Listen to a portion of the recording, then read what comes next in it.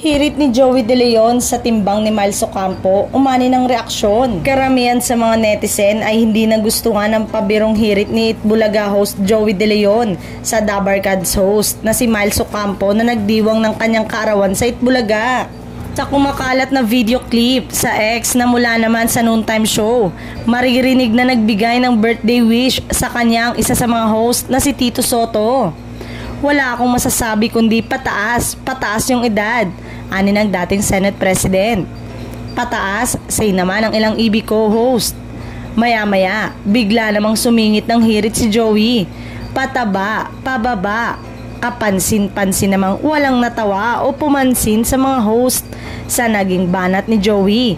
Sinabi ni Vic na mag-blow na siya sa kanyang cake na inihanda para sa kanya. Umani naman ito ng iba't ibang reaksyon mula sa mga netizen. Walang character development umano itong si Joey De Leon. Dapat, right there and then, ay sumagot si Miles kung na-offend siya. Wala naman.